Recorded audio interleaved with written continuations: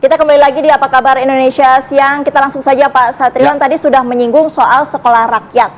Seberapa efektif peran dari sekolah rakyat itu untuk mengatasi pemerataan pendidikan di Indonesia ini? Ya, memang itu upaya pemerintah saat ini ya Pak Prabowo untuk memutus mata rantai kemiskinan gitu. Karena memang anak-anak kita yang kategori miskin ekstrim gitu ya, yang putus sekolah itu kan cukup tinggi ya.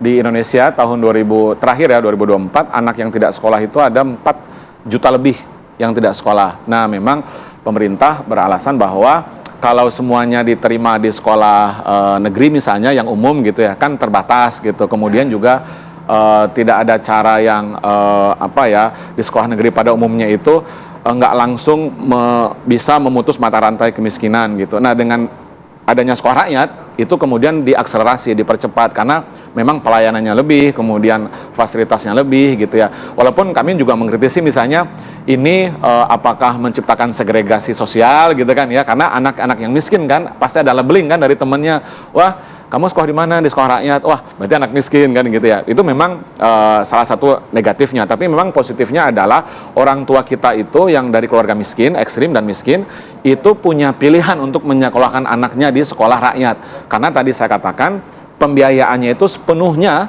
oleh pemerintah. Bahkan tadi makannya juga di cover, kemudian kebutuhan, buku, seragam. Tadi saya katakan mulai dari ujung rambut sampai ujung kaki, bahkan dikasih laptop, semuanya ditanggung oleh pemerintah. Jadi saya pikir ini mari kita lihat bagaimana efektivitasnya. Tapi yang jelas di hari pertama ini orang tuanya cukup banyak yang terharu karena harus berpisah dengan anaknya ya, orang tua murid. Karena kan konsepnya asrama kan, boarding school gitu. Bayangkan anak SD yang lagi lucu-lucunya gitu ya, kemudian mereka berasrama gitu ya. Kalau SMA sudah mulai remaja akhir itu biasanya teman diskusi orang tua mungkin di rumah, sekarang diasramakan. Tentu akan berat rasanya hati mereka. Itu yang terjadi memang.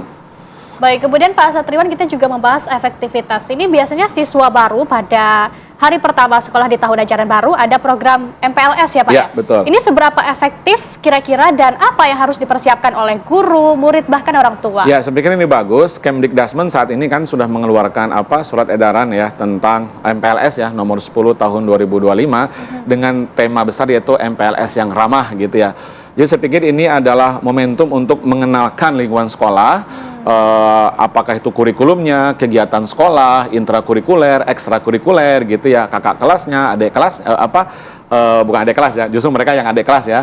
Kemudian siapa tenaga kependidikan, fasilitas sekolah. Jadi saya pikir bagus. Nah, sekarang juga didorong oleh Kementerian Kependudukan, itu ada kalau nggak salah namanya gerakan ayah mengantar anak di hari pertama sekolah ya, dalam rangka gerakan Ayah Teladan Indonesia kalau nggak salah gitu. Surat edaran nomor 7 tahun 2025 ini saya pikir bagus ya, tapi tidak semua tentu ayah bisa mengantarkan karena ayahnya ada yang bekerja juga di pagi hari gitu ya, ada yang jadi guru juga gitu kan, juga menyiapkan hal yang lain. Jadi saya pikir ini adalah momentum yang tepat bagaimana mengantarkan anak-anak kita di sekolah, lalu sekolah harus menghadirkan suasana pembelajaran yang aman, yang nyaman, yang menggembirakan, karena pengalaman pertama itu biasanya first impression itu pasti itu akan menentukan juga bagaimana dia nanti di sekolah itu. Jangan-jangan di sekolahnya ada bullying, belum apa-apa sudah ada pakai yang aneh-aneh kan, pakai name tag yang nggak jelas, pakai tutup kepala, warna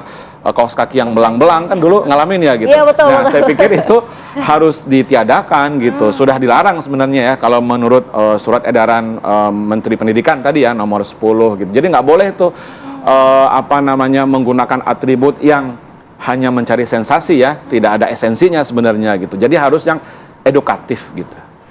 Pak, tadi saya penasaran satu terakhir nih Pak, kan kalau di sekolah biasa ada yang tidak ada siswanya ya, tahun ini. Kalau di sekolah rakyat sendiri ada tidak ya daerah mana yang tidak ada muridnya justru tahun ini? Ini menarik pertanyaannya. Setahu saya data yang terakhir 2025 ini Juli gitu ya, ada satu daerah Kabupaten Sumeneb kalau tidak salah ya, Madura, Jawa Timur itu sekolah rakyatnya nggak ada pendaftar ya, nggak ada pendaftar. Saya pikir ini harus jadi evaluasi dari Kemensos dan Dinas Sosial atau Pemda gitu ya.